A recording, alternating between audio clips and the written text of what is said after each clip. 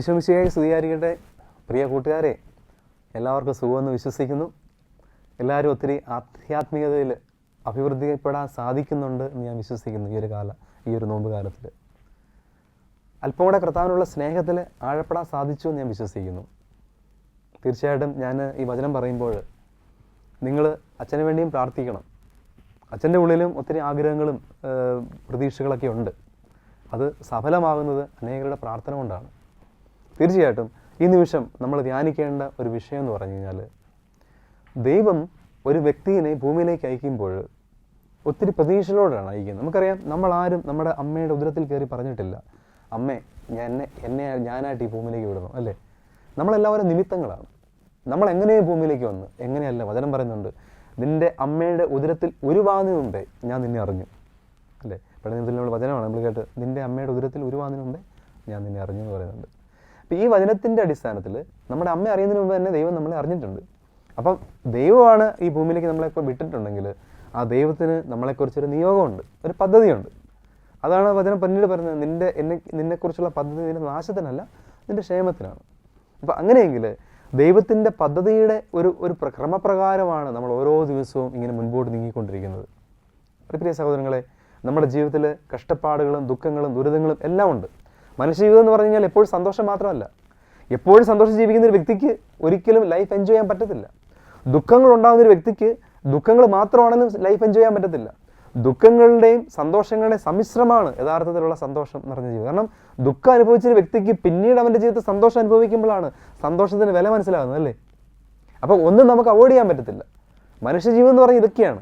ജീവിതത്തിലെ നമ്മളെപ്പോഴും പക്ഷേ ചിന്തിക്കുന്ന എന്താണ്, എൻ്റെ ജീവിതത്തിൽ ദുഃഖങ്ങൾ ഉണ്ടാകാൻ പാടില്ല എന്നല്ല. യഥാർത്ഥ തനിമയിൽ നമ്മൾ ക്രിസ്തുവിൻ്റെ കൂടെ ജീവിക്കുമ്പോൾ ദുഃഖത്തിലൂടെ, യഥാർത്ഥ സഹനത്തിലൂടെയാണ് നിത്യരക്ഷ, ദൈവത്തിൻ്റെ സമാധാനം അനുഭവിക്കാൻ പറ്റൂ.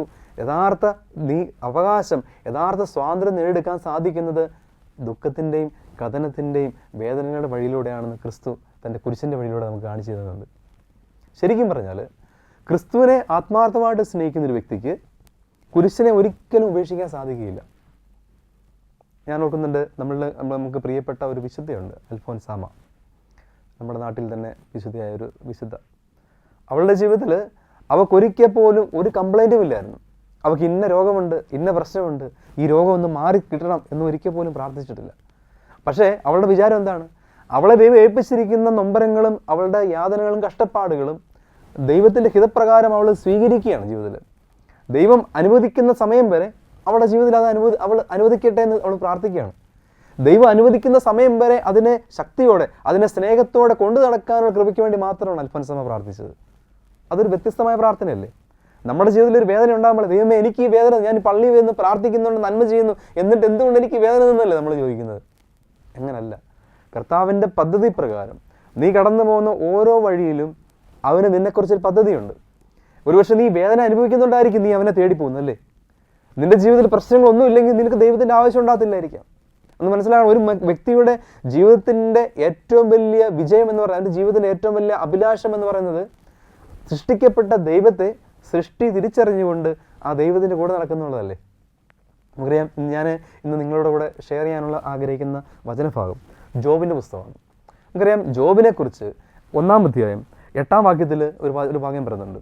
സ്വർഗത്തിൽ സംസാരമുണ്ടായി, ഭൂമിയിൽ എനിക്ക് ഇഷ്ടപ്പെട്ട ഒരു ദാസനുണ്ട്, അവൻ ദൈവത്തിൻ്റെ നീതിയെയും ദൈവത്തിൻ്റെ സ്നേഹവും മറ്റുള്ളവരുടെ മുമ്പിൽ പ്രഘോഷിക്കുന്നവനാണെന്ന് കർത്താവ് ജോബിനെ കുറിച്ച് പ്രഘോഷിക്കുന്നുണ്ട് ബൈബിളിൽ.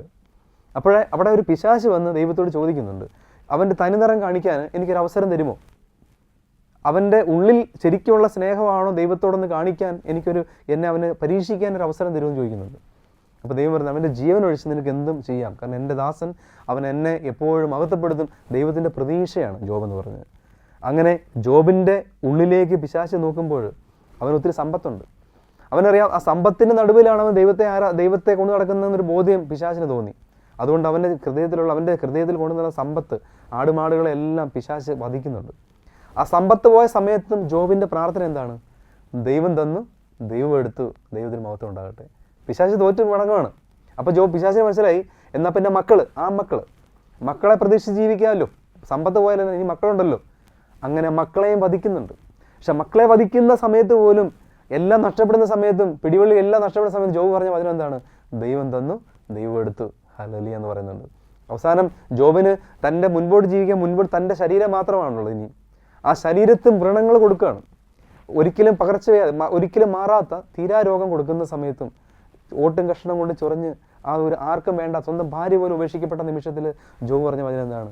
ദൈവം തന്നു, ദൈവം എടുത്തു, ദൈവത്തിന് മഹത്വം എന്ന് പറയുന്നുണ്ട്. അതേ സഹോദരങ്ങളെ, അവസാനം ജോബിൻ്റെ പുസ്തകത്തിൽ നമ്മൾ വായിക്കുന്നത് എന്താണ്? ജോബ് ഒരിക്കൽ പോലും കാണാത്ത നിധി ദൈവം സമ്മാനിക്കുകയാണ്. ജോബിന് നഷ്ടപ്പെട്ടതിൻ്റെ ഇരട്ടി ദൈവം കൊടുത്തു. കാരണം എന്താണ്? ദൈവത്തെ തള്ളിപ്പറഞ്ഞില്ല, ദൈവത്തിൻ്റെ ശക്തി അവൻ സ്വീകരിച്ചു. ഓരോ നിമിഷം ദൈവത്തിൻ്റെ ഇടപെടലിനെ തിരിച്ചറിയാൻ സാധിച്ചവന്. ദൈവം അറിയാതെ ഒന്നും സംഭവിക്കത്തില്ലെന്ന് അവൻ അറിയാം. എന്നോർത്തേക്ക് എന്നെയും നിങ്ങളെയൊക്കെ ഓരോ നിമിഷവും നമ്മളെ അസ്വസ്ഥപ്പെടുന്നത് എന്താണ്?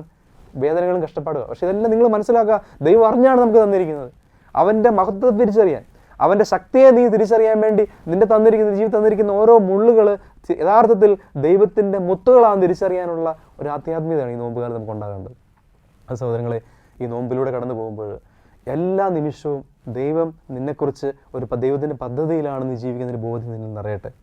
അങ്ങനെ ജീവിത സാഹചര്യങ്ങളിൽ വേദനകളും സന്തോഷങ്ങളും ദുഃഖങ്ങളൊക്കെ ഉണ്ടാകുമ്പോഴും അവിടെ എല്ലാം ദൈവത്തിൻ്റെ പദ്ധതിയിലാണെന്നുള്ള ബോധ്യത്തോടു കൂടി ഇതാ കർത്താവിൻ്റെ ദാസി, ഇതാ കർത്താവിൻ്റെ ദാസൻ, അങ്ങയുടെ വചനം, അങ്ങയുടെ ഹിതം എൻ്റെ ജീവിതം നിറവേറട്ടെ എന്ന് പരിശുദ്ധ അമ്മ പറഞ്ഞതുപോലെ നമ്മുടെ ജീവിതത്തിന് പറയാനുള്ള ഒരു തയ്യാറെടുപ്പ്, ഈ ഒരു വളർച്ച ഈ നോമ്പുകാലത്ത് നമുക്ക് നേടിയെടുക്കാൻ പ്രാർത്ഥിക്കാം. ദൈവം, സർവശക്തനായ ദൈവം നമ്മെ അനുഗ്രഹിക്കട്ടെ. പിതാവിൻ്റെയും പുത്രൻ്റെയും പരിശുദ്ധാത്മാവിൻ്റെ നാമത്തിൽ ആമേൻ.